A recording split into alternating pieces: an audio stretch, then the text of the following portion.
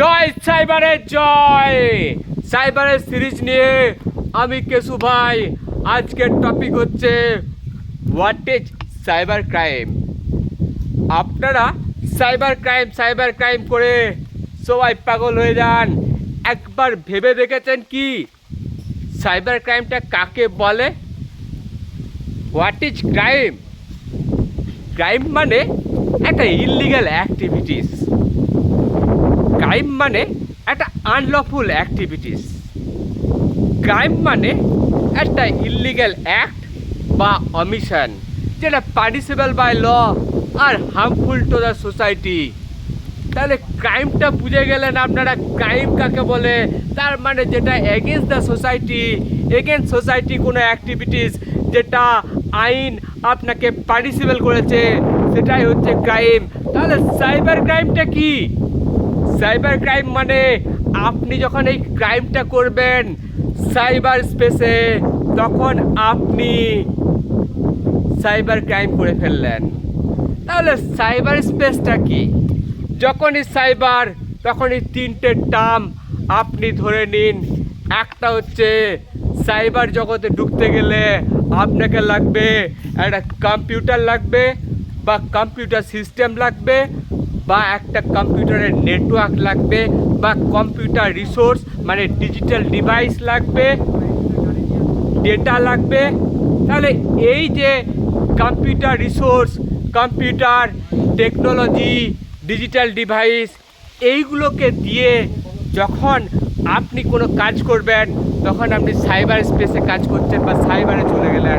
তাহলে এই computer system, computer network বা কম্পিউটার রিসোর্স বা ডেটা, এইগুলো নিয়ে যখন আপনি কোনো ইললিগাল অ্যাক্টিভিটিস করবেন, যখন আপনি আনলফুল অ্যাক্টিভিটিস করবেন, যখন আপনি এমন অ্যাক্ট করবেন বা এমন ইললিগাল অমিশন করবেন যেটা পানিশেবল বাই ল, সেটাই হয়ে গেল সাইবার ক্রাইম। তাহলে সাইবার ক্রাইমের খুব শর্টে কি বলা যেতে পারে? সাইবার ক্রাইমের খুব শর্ট ডেফিনেশন হচ্ছে সাইবার ক্রাইম মানে একটা ইললিগাল অ্যাক্টিভিটিস বা ইললিগাল অ্যাক্ট বা একটা criminal act in which computer is used as a টুল।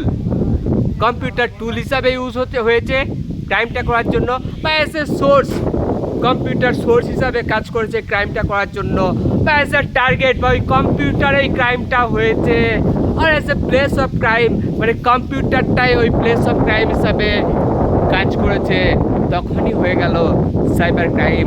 তাহলে STTP ফর্মুলা মনে রাখবেন।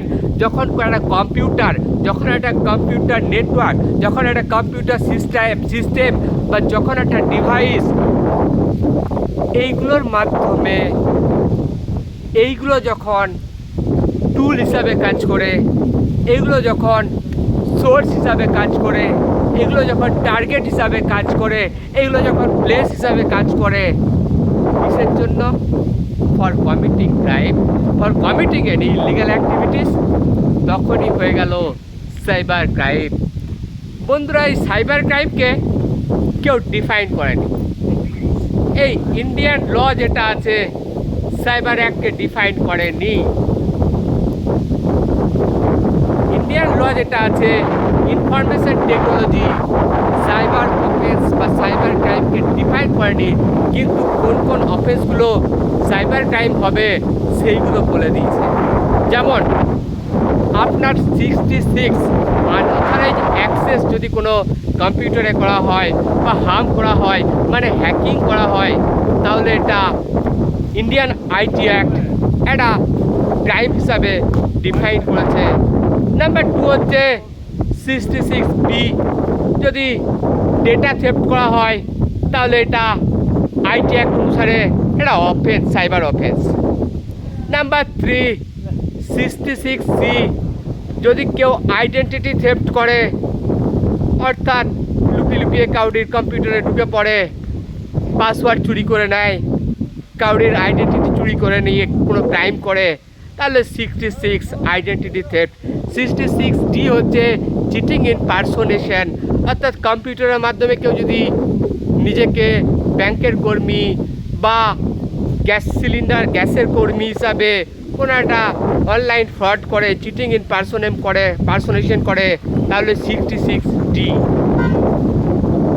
তাছাড়া 66E হচ্ছে সাইবার টেররিজম, মানে কম্পিউটারের মাধ্যমে আপনি যদি এমন কিছু অ্যাক্টিভিটিস করেন যাতে দেশের ইউনিটি, ইন্টিগ্রিটি, সোভারেনিটি এগুলো ডিস্টার্ব হয়, তাহলে সাইবার টেররিজম 66E, এইটাও একটা সাইবার ক্রাইম। আর আছে স্টকিং, এটা আইপিসিতে পেয়ে যাবেন। ডিফামেশন, এগুলো আইপিসিতে এখন বিএনএসে পেয়ে যাবেন। এই স্টকিং বা ডিফামেশন যদি কম্পিউটার নেটওয়ার্ক, কম্পিউটার ডিভাইস বা কম্পিউটার সোর্সের মাধ্যমে করা হয়, তখন এটা সাইবার ক্রাইম হিসাবে গণ্য হবে। আইটি অ্যাক্টে নেই, কিন্তু IPC traditional offence cyber crime হিসাবে আমরা বিবেচনা করে থাকি।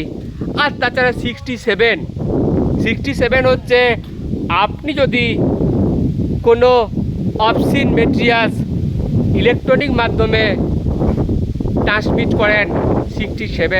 67A হচ্ছে সেক্সুয়ালি এক্সপ্লিসিট মেটেরিয়ালস যদি কোনো কিছু ইলেকট্রনিক মিডিয়ার মাধ্যমে ট্রান্সমিট করেন। 67A। 67B কোনো চাইল্ডের যদি porn video, sexual explicit matters যদি আপনি অনলাইনে ট্রান্সমিট করেন, তাহলে 67B। এইগুলো হচ্ছে বেশ কিছু সাইবার ক্রাইম বা সাইবার রিলেটেড অফেন্স যেগুলো আমাদের আইটি অ্যাক্ট রিকগনাইজ করে। তাহলে সাইবার ক্রাইম কি শুধু আইটি অ্যাক্টের মধ্যে সীমাবদ্ধ? না বন্ধুরা, সাইবার ক্রাইমের ওই কারণে এই ডেফিনেশনটা হচ্ছে যে কোনো অফেন্স, যে কোনো ক্রাইম যেখানে আপনি কম্পিউটারের ইউজে করেছেন, কম্পিউটারকে সোর্স হিসাবে ইউজ করেছেন, বা কম্পিউটারকে টুল হিসাবে সেই ক্রাইমটা করেছেন, বা কম্পিউটারকে টার্গেট করে আপনি যদি কোনো ক্রাইম করে থাকেন, যেমন যদি আপনার কম্পিউটারে হ্যাক করা হয়, টার্গেট করা হয়, সেটা সাইবার ক্রাইম হতে পারে। আবার অ্যাট দ্য সেম টাইম আপনি আপনার কম্পিউটারের মাধ্যমে কাউকে স্টকিং করছেন, মানে আপনার মোবাইলটাকে ইউজ করে আপনি কাউকে স্টক করছেন, বিএনএসের অফেন্স কিন্তু সাইবার ক্রাইম বলি আমরা। সব বন্ধুরা, আপনারা সাইবার ক্রাইম কাকে বলে এই ভিডিওতে বেশ কিছুটা দিক আমি তুলে ধরলাম আপনাদের কাছে।